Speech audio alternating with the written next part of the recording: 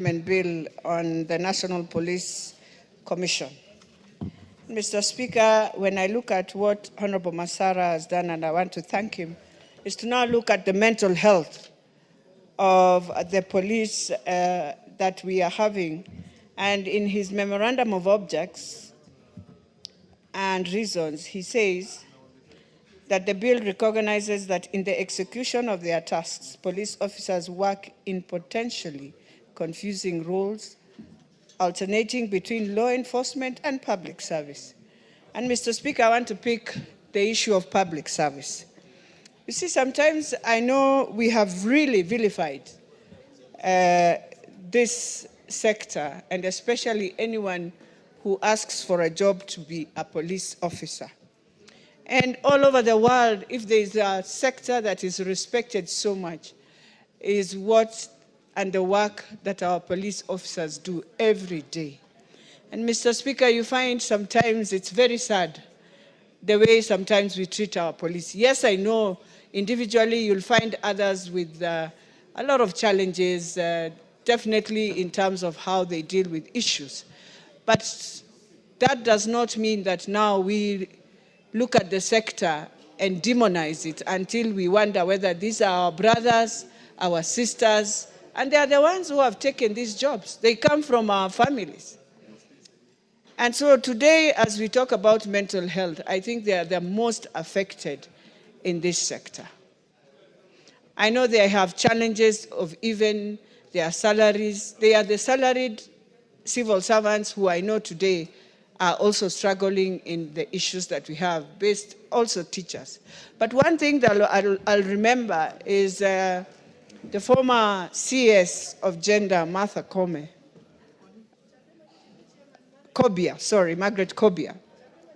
Margaret Kobia had started a very good program post-COVID to ensure all civil servants will have a place where they can go when they are stressed in a wellness unit. And she started this unit.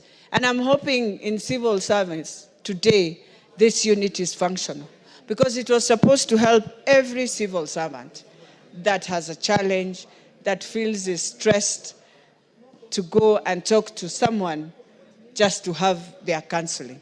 And that's what the police also needs, Mr. Speaker. And also, Mr. Speaker, today I know there are many other challenges. You see, when you say you have a force that takes care of us, and you find even getting uniforms is a challenge, just getting their boots is a challenge, just ensuring that today I wonder whether they have an insurance cover for themselves and families. You wonder whether the work they do we appreciate. It's a very, very sad scenario when you look at this sector. And so as he does this amendment, Mr. Speaker, one of the things that we need to really push, even as the National Assembly, is to ensure the environment each police officer is working in is an environment that can be better. I want to thank the Deputy DIG when he was acting, Mr. Speaker. Masengeli was able to try even just to build the promotions. And you would see all of them now getting excited and saying they would wish to work, because he came in and started. And Kanja has also picked it. They are really trying to see how do we promote officers who came in 10 years, 15 years, and they've never seen a promotion. I would encourage them to continue doing that. But the other thing we need to help in assisting also, even as we talk about this, is their welfare. Today, I'll give you an example, Mr. Speaker. The officers, and I'm just saying as an example, the officers who man State House Gate, for example, remember they are GSUs. And I know they have challenges. And I want to plead even with the controller, that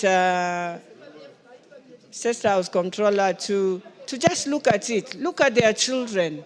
Look at the challenges they are facing in terms of, we have many young children and many young students who live inside State House. But I know they don't know this other side because their fathers are the officers of government. But they can also receive bursaries wherever they are. They are in my constituency, and I feel they deserve to get bursaries. They deserve to get that presidential bursary. And they deserve also, when they go out, to be paid their night outs and on time. I know I'm not just talking about them now, I'm talking of all that sector. Most of them find it very difficult to get even their night outs in time. And so if we want to see even this civil service coming back and working hard to see a better Kenya, then we must also always have a good way of doing the incentives. So those are some of the things that bring in also these stresses. Honorable Masara is also talking about how the Oversight Authority of the National Commission on Human Rights, the Director of Public Prosecution, or the Ethics and Anti-Corruption Commission, as a case may be, where necessary. The same way, for me, if I'm asked today, the same way the military has its martial courts, why can't we have a martial courts for some of these officers? Mr. Speaker, you realize sometimes in the environment they are working, and you are caught up on exchange of fire, and you are dealing with also people, let us agree, that who are on very high crime also.